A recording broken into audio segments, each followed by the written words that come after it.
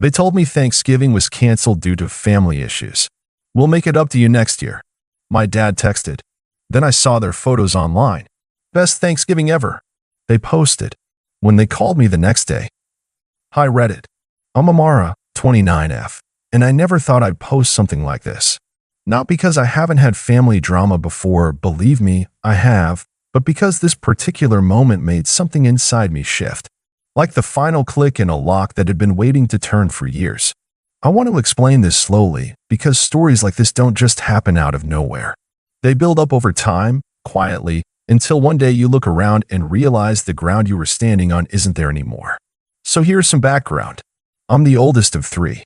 My parents, Clara and Ron, had me when they were young, barely out of college. Money was tight, and time was tighter. From an early age, I was the helper. When Mom had to work late at the office, I made dinner for Levi and Kinsey, my younger siblings. When Dad picked up weekend shifts, I handled the laundry, cleaned the house, made sure homework got done. I wasn't asked. It was just expected. Now, I'm not trying to make myself sound like a martyr. I wasn't a perfect kid. I got into my share of arguments, slammed my bedroom door a little too hard during my teenage years, skipped a few chores here and there. But I always showed up for my family. Always. I didn't go away for college because Mom said she couldn't manage the household without me. I commuted instead, working part-time to help with bills. When Kinsey had her meltdown over algebra in high school, I was the one who stayed up with her until midnight going over equations. When Levi broke his wrist during football, I drove him to every single appointment while Mom was too swamped at work, and Dad couldn't afford another day off. I say all this not to brag, but because it's important to understand where I stood. I wasn't just a daughter. I was the glue, the third parent they never acknowledged. When I finally moved out at 22, it wasn't dramatic.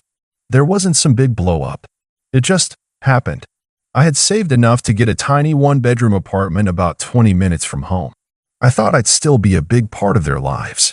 I figured I'd be over there every weekend, still helping with family dinners, still hosting movie nights, still the go-to person for advice or backup. But the shift was almost immediate. The texts got shorter, the calls fewer. Suddenly, I wasn't included in the small things: Kinsey's art showcase, Levi's weekend barbecue with his friends, family board game night. It was like once I wasn't under their roof, I became less real to them. An afterthought. But Thanksgiving? That was sacred. My grandmother, Mom's mother, used to host a beautiful Thanksgiving dinner every year. Nothing fancy, just warm, homemade food, mismatched plates, and laughter that filled every room. After she passed, the tradition moved to my parents' house. And for a while, it felt like the one thing that stayed consistent. No matter how distant things got, I was always invited.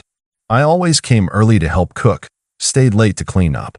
I brought homemade bread one year and got so many compliments that it became my permanent contribution. Thanksgiving was ours. So you can probably imagine how surprised I was when, about 2 weeks before the holiday, I got a text from my dad. Not a phone call, not a group chat with the family. Just a single, short message. Hey, sweetheart. Just a heads up, we're not doing Thanksgiving this year. A lot of family issues going on. We'll make it up to you next year. Love you. I read it 3 times before it sank in. Family issues? What kind of issues? No one had mentioned anything recently. If something serious was going on, illness, conflict, financial trouble, I felt like I would have known, or at least should have. I called my mom right away. No answer. I left a voicemail asking if everything was okay. I even texted her a little later saying, just checking in, saw Dad's message. Hope everything's all right. Let me know if you need anything. Nothing. I waited a day and called Levi. He picked up, but he sounded distracted, like he didn't really want to talk. Hey. Yeah, he mumbled when I asked about Thanksgiving. Things have been tense. I guess Mom and Dad just didn't feel up for it. Tense how? I pressed. He hesitated. Just family stuff. You know, that's the thing. I didn't know, but I didn't want to push. Levi's never been the best communicator, and I figured maybe there really was something serious going on. Maybe someone was upset or overwhelmed. I tried to give them the benefit of the doubt. Kinsey didn't respond to my message at all. Not even a read receipt. I told myself not to take it personally. I made plans with two of my close friends for a quiet little friendsgiving at my apartment. We kept it simple: rotisserie chicken, mashed potatoes, cranberry sauce from a can. We watched a couple of old comedies, lit some candles, and played cards afterward. I even laughed a little, but the whole night, I felt like something was off, like I was missing something I didn't understand. The next morning, I woke up early and instinctively checked my phone. And that's when I saw it. A post from my cousin Drew. A photo of a beautifully decorated dining table, filled with dishes I recognized: Mom's stuffing, Kinsey's sweet potato casserole, the patterned plates Grandma used to use. There, smiling in the center of it all, were my parents. Mom was wearing her favorite rust-colored sweater. Dad looked relaxed. Levi was grinning next to Kinsey, who was holding a dish I knew had to be my bread recipe. The caption? Grateful for the best Thanksgiving yet. Family is everything. I stared at that photo for a long time. My phone screen dimmed twice before I realized I hadn't moved. My thumb hovered over the image like I needed to press something that would explain what I was seeing. It didn't feel real at first. I actually convinced myself, for a moment, that maybe it was from last year and Drew had just posted it late. People do that, right? But then I noticed the small centerpiece on the table. A handmade fall decoration that Kinsey had mentioned making just a few days before. She'd even posted a close-up on her story: tiny pumpkins made of cinnamon sticks and felt leaves. It was unmistakable, and it was sitting right in the middle of the table in Drew's photo. So no, it wasn't old. It wasn't some memory post. It was this Thanksgiving, the one I had been told was not happening this year. I kept scrolling. Drew had posted a few more shots to his story. There was one of everyone gathered in the kitchen: Mom and Kinsey laughing at the counter, Dad carving a turkey, Levi tossing a football in the backyard with Drew and another cousin. A group photo in front of the fireplace, where my name used to be written on a little paper leaf that said "Thankful for Amara." Except this time, it wasn't there. And neither was I. I felt something cold settle in my chest. Not anger, not yet. Just a kind of quiet disbelief. Like I'd walked into a room and everyone had forgotten I existed. I didn't say anything at first. I sat there with my untouched breakfast growing cold in front of me and stared at the screen like it might suddenly change. I opened the photo again, zoomed in, counted the chairs. They hadn't just decided last minute to throw something together. This was planned. Carefully, intentionally. The table had been set for 12. There were name cards, matching napkins. Kinsey had even made one of those little menu boards she loves putting together for holidays. They had gone all out. I wasn't just excluded. I had been erased. My friends noticed something was off. I told them I wasn't feeling great, blamed it on too much dessert the night before, but they knew better. I could feel the concerned looks they gave me. I tried to smile, to make jokes, to pretend the whole thing wasn't gnawing a hole through my stomach.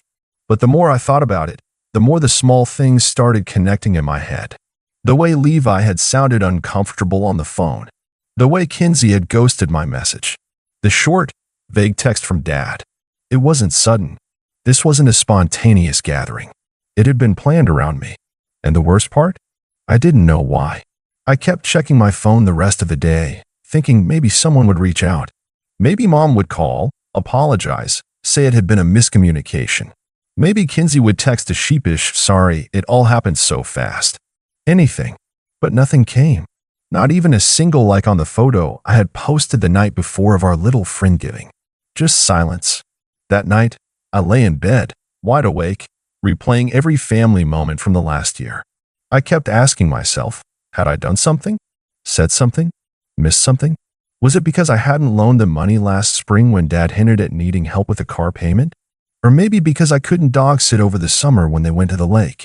I had told them I had a work deadline, and Mom had sounded annoyed, but she hadn't brought it up again. At least, not to me. I tried not to spiral. I told myself there had to be an explanation. There had to be. But then, the next morning, my phone rang. It was my dad. I stared at his name on the screen, my thumb hovering over the green button. I let it ring twice. 3 times. Part of me wanted to send it straight to voicemail, but curiosity won. Maybe this was the moment I'd get answers. I answered. "Hey, sweetheart," he said, cheerful like nothing had happened. "Hope you had a nice Thanksgiving."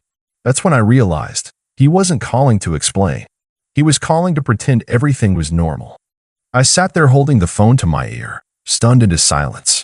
My dad's voice was light, almost upbeat, like he hadn't just cut me out of something sacred, like I hadn't spent the last 24 hours staring at photos of a dinner I wasn't invited to. "Yeah," I finally said, my voice low and even. "I had a nice Thanksgiving." He hummed in approval, as if we were just checking off a box. "That's good. That's good. We were thinking we could all get together sometime next week. Maybe grab dinner. Make up for the change in plans." Change in plans. I felt a tightness in my chest, but I didn't let it show. I'd learned long ago not to give my parents the satisfaction of seeing my hurt. That only led to patronizing comments like, "You're too sensitive," or "You always take things the wrong way." So I took a breath and asked, as casually as I could, "Everything okay at home?" "You mentioned family issues." There was a pause, just a beat too long. "Ah, you know," Dad said with a little chuckle, "just some tension with your aunt and her boys. Didn't want to deal with any drama, so we decided to keep it simple. Just the immediate family." The words hung there like smoke. "Immediate family," I repeated softly. "Exactly," he said, with not even a flicker of hesitation. "We figured it was for the best. It was all a bit last minute." I could hear voices in the background, laughter, someone opening a cabinet. Mom's voice calling out something about leftovers. It was the sound of a home that was warm, fed, and full, and I wasn't in it. I nodded slowly, even though he couldn't see me. "Got it. I'll talk to your mom about dinner next week," he went on, like this was just a scheduling call. "We'll find a time that works. Don't be a stranger, okay?" "Sure," I said, and hung up before he could say anything else. And I just sat there. This wasn't a misunderstanding. This wasn't about my aunt. This was about me. They had intentionally cut me out, and now they were trying to smooth it over with dinner at some casual chain restaurant, like that would undo it. The thing is, my parents had always been a little transactional. If I did something for them, helped with taxes, watched their dog, picked up groceries, they were warm, generous even. But if I said no, or set a boundary, or prioritized something else, the warmth evaporated. I became distant, cold, ungrateful, and I had tolerated it for years. But this was different. This wasn't just thoughtless. It was deliberate, calculated. I wasn't just excluded, I was replaced. And not a single person thought I was worth an explanation. So I started thinking, not about yelling or confronting them or begging for answers. No, I was done chasing clarity from people who benefited from my confusion. I thought about something else. My parents, especially my mom, had built this image of our family over the years, something polished and pristine. She loved hosting. She had this little tradition of posting holiday albums on Facebook with overly cheerful captions like "Family is everything" or "Blessed beyond words." She treated every gathering like a photo op, and every photo like proof that we were all exactly as perfect as she wanted people to believe. But here's the thing, she had a blind spot. Me. She never really considered what I knew, what I had seen, the things I'd done for them behind the scenes. The years of receipts I'd kept, not literal ones, but memories, stories, screenshots, the things they'd rather forget. And maybe, just maybe, it was time they remembered. Not by yelling, not by sulking, but by turning their carefully crafted image against them. I opened my laptop. I had an idea, one that had been simmering quietly in the back of my mind for years, waiting for a reason to come to life. Now, I had one. I clicked through old emails, pulled up a folder I hadn't touched in a while. It was something I had started casually, back when I was still in school, during a period where I thought I might become a writer. Just personal essays, reflections, stories about growing up in my family, about being the third parent, about being taken for granted. I had never shared them, but I had always known I might, one day.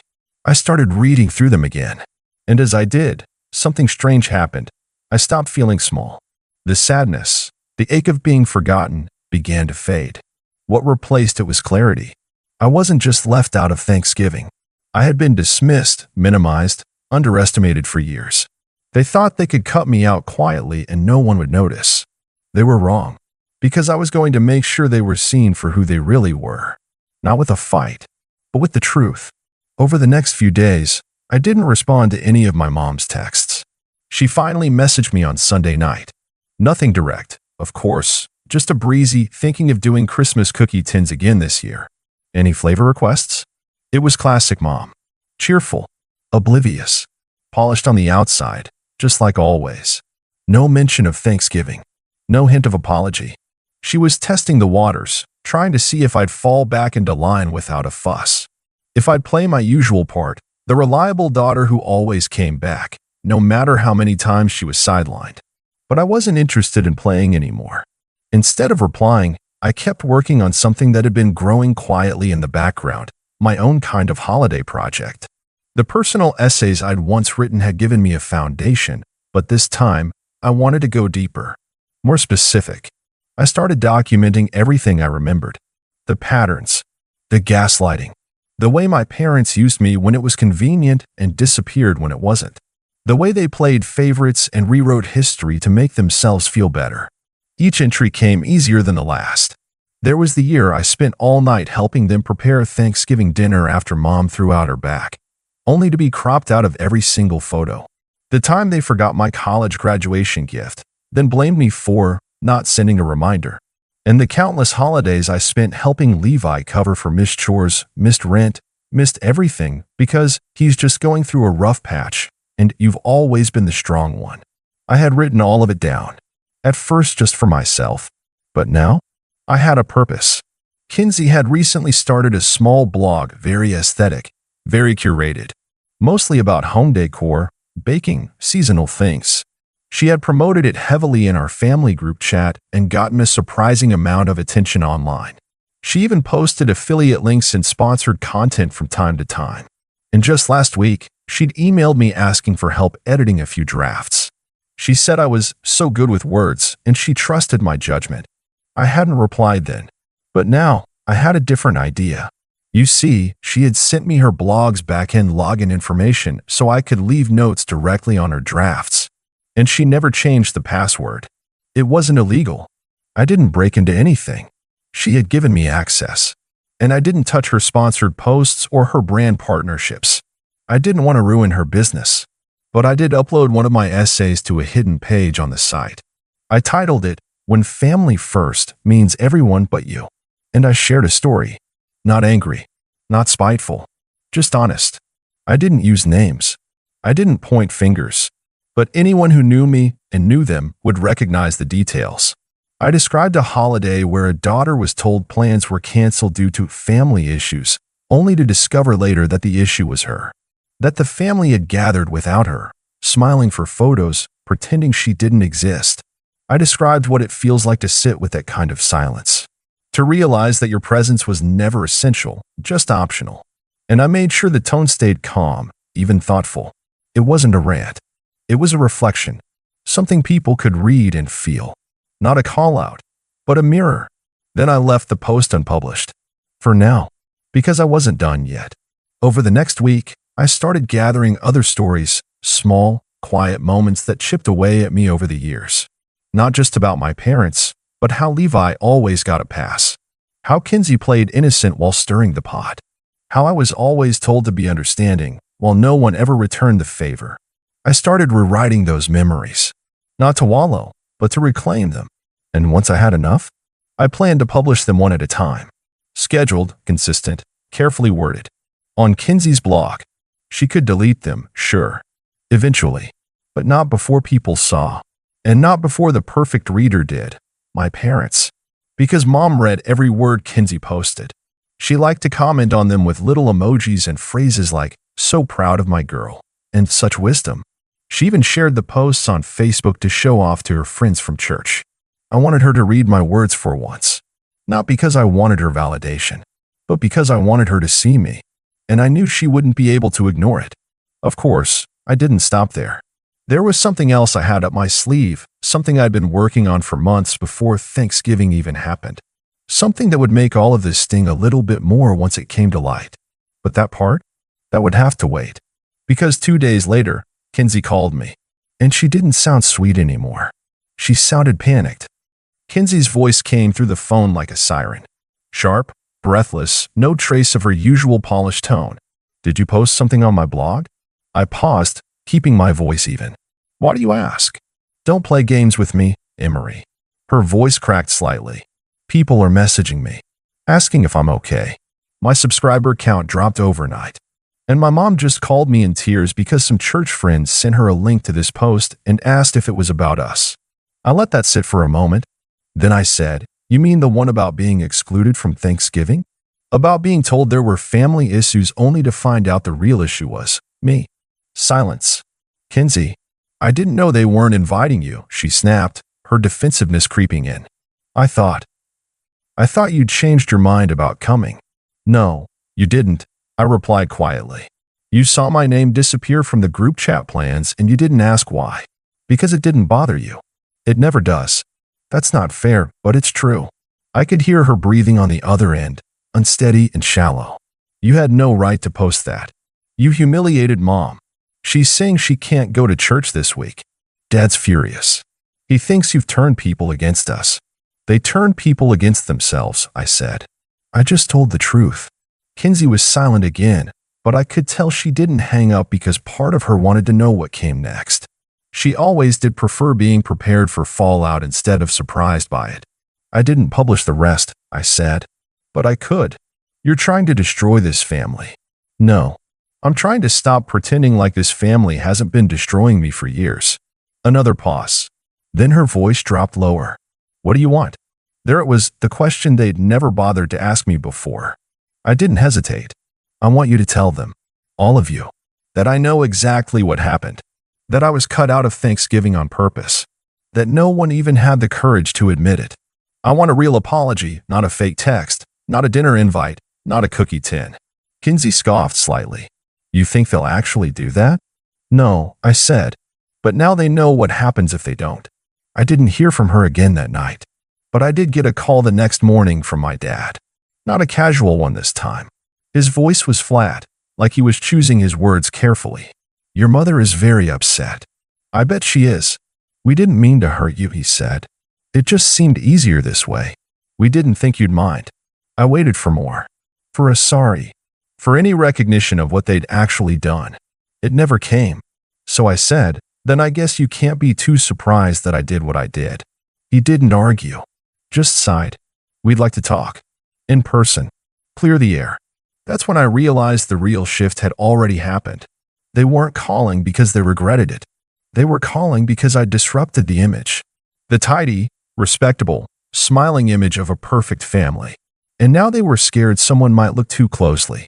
I agreed to meet on my terms at a neutral cafe with no surprises. When we sat down a few days later, I didn't raise my voice. I didn't cry. I let them talk first. Mom fidgeted with her sleeve. I want you to know we didn't mean to exclude you. We didn't think you'd want to be around all the tension. You've always been more sensitive to that kind of thing. I looked her in the eye. You didn't even ask. She didn't deny it. I'm not interested in rewriting history, I said. And I'm not interested in being the scapegoat for keeping the peace anymore. If I'm part of this family, then I'm treated like it. If not, then we stop pretending. Dad looked away, jaw tight. And for the first time in years, they didn't push back. They didn't grovel either. That's not who they are. But they listened. They sat in that discomfort, forced to see the version of me they had ignored for so long. Not the obedient one. Not the fixer. Just someone who finally had enough. We agreed on a few things that day. Boundaries. Clarity. No more pretending everything was fine while ignoring the rot underneath. I didn't go to Christmas. I didn't want another staged apology or gift bag or forced group photo. Instead, I spent it with people who had shown up for me without being asked. Friends who knew what it meant to be chosen family. And my blog posts? I eventually moved them to my own space. They're still up, still anonymous. But they found an audience. People who knew exactly what it felt like to be the forgotten one at the table. These days, my relationship with my parents is cautious. We talk sometimes. Short calls. Occasional texts. But they know now I'm not afraid to walk away if the cost of staying is silence. I didn't destroy the family. I just stopped letting it destroy me.